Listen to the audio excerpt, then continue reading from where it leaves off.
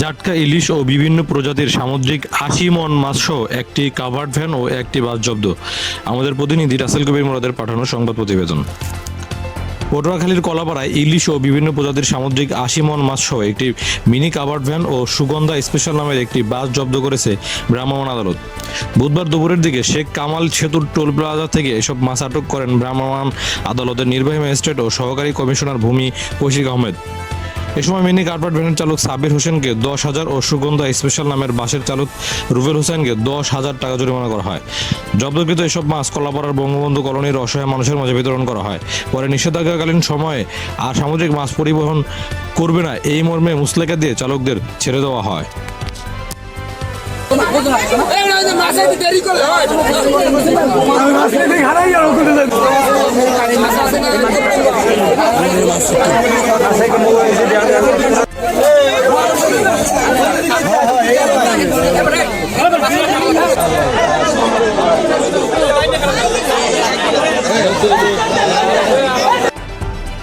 হ্যাঁ হ্যাঁ